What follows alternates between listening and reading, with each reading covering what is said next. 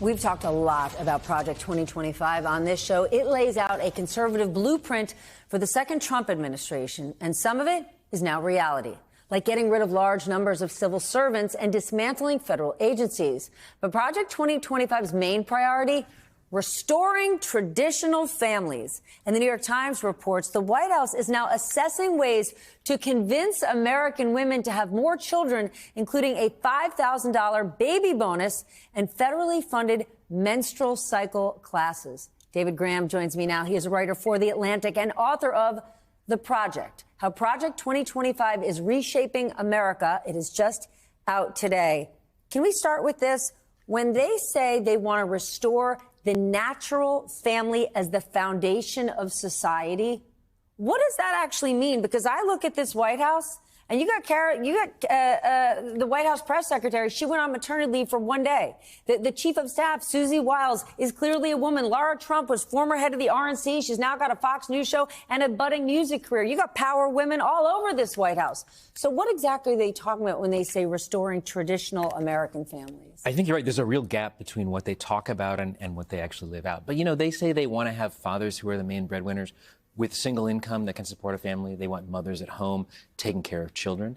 They want to, you know, have bonuses for for family members to provide childcare in the home. And we can guess who that might be. It's going to be mothers. It's going to be grandmothers, of course.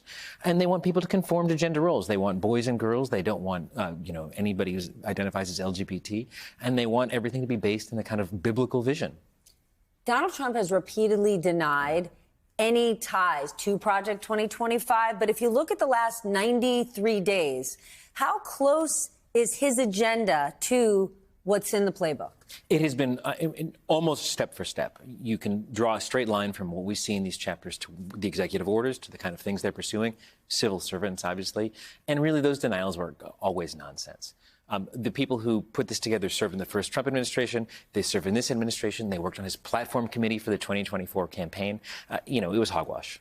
Then given that, when people say, oh, Elon Musk is the shadow president, do they have it all wrong? When it comes to a shadow president, is it Russell Vought, right? He's now head of the OMB, has huge power in the administration, and he's one of the main architects of Project 2025. That's right, and he lays out in the plan exactly how to use the executive branch. He thought very closely about how, for example, OMB could become not so much a managerial center, but a place that forces the agencies to do exactly what the president wants. And what the president wants seems to be exactly what Project 2025 wants. But all these people, these architects of Project 2025, I want to go back to this gap you were talking about.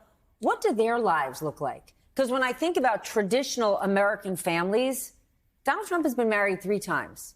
Elon Musk has 13 children, and as of last week, he's marketing for open potential wombs to procreate more. So who are these people specifically? Because the kind of traditional families you're talking about don't seem to be the way they live their own lives. You know, some of the folks who wrote these chapters do, and what they've discovered is that Donald Trump is a really good vessel. They, I think, understand that he is not a particularly serious person to do this, but that he can achieve what they want. And so they've grafted their goals onto his so that they can get the vision of the family that they want implemented. But many of the people who voted for Donald Trump voted for him because he was a business guy and they did it for the economy. Do baby bonuses and federally funded menstrual classes, could this hurt Donald Trump politically? Because I would guess that the core base who supports those ideas are not the overwhelming majority of Americans, and even the majority of people who voted for Trump. I think that's right. I mean, they talk about this as a vision of liberty, but it's not a vision of liberty that I think most Americans associate with. And it doesn't feel like freedom to them. It feels like a step backwards and putting people back into boxes they were in the 1950s. So what is the end game for the authors of Project 2025? Because when I say I look at Republican lawmakers and over the last 93 days, do they feel like they're winning?